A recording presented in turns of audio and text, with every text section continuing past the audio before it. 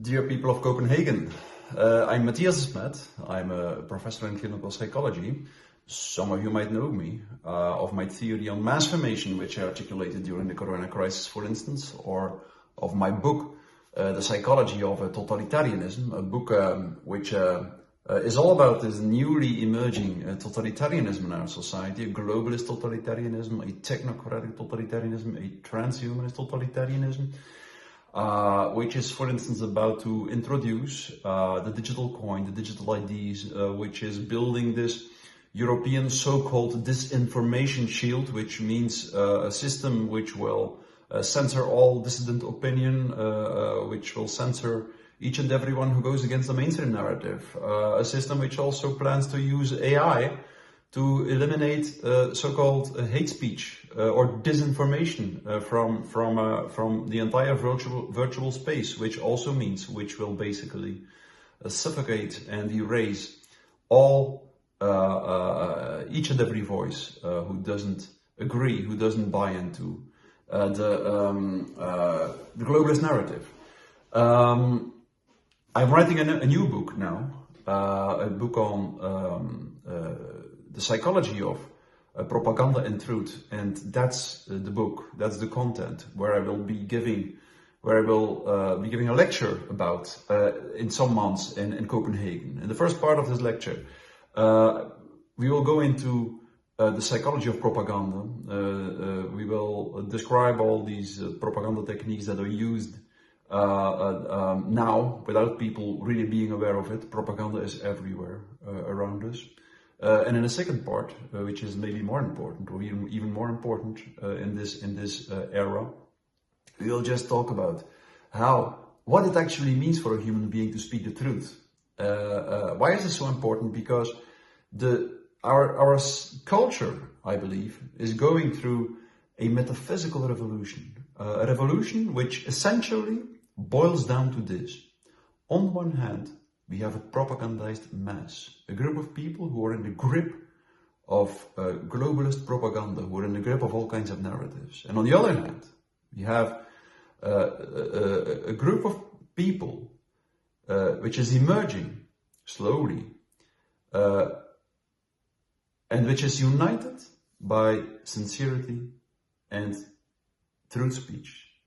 More and more people start to become aware of the fundamental importance of sincerity and truthfulness.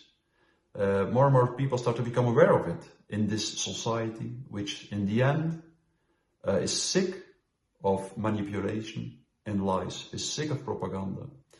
And the better we understand what the essence of truth speech is, the more we will be able to contribute to this emergence of this new group.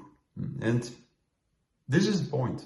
As soon as this group of people, united by sincerity, is energetically stronger than the masses united by propaganda, the era of totalitarianism is over.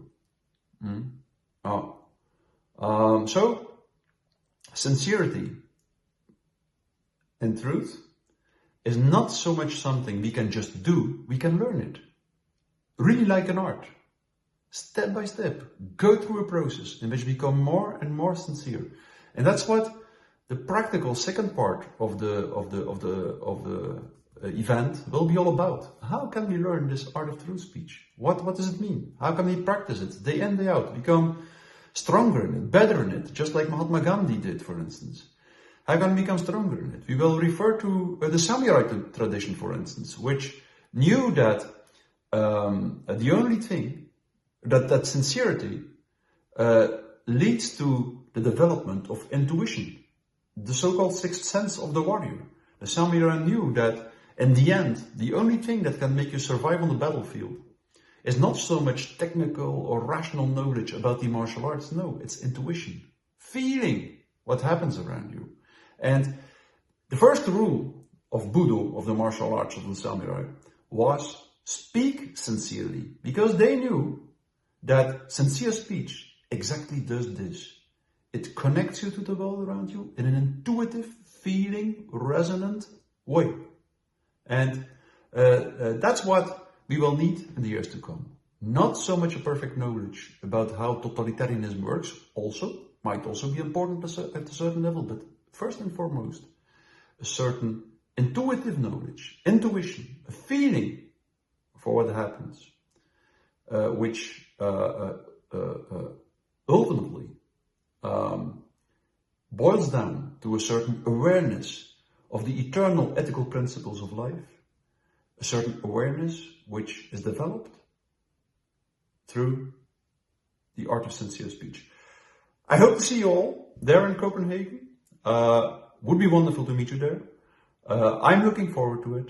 I'm looking forward to meet all these people who all in one way or another share this feeling that there is something about truth and sincerity these days. Bye-bye.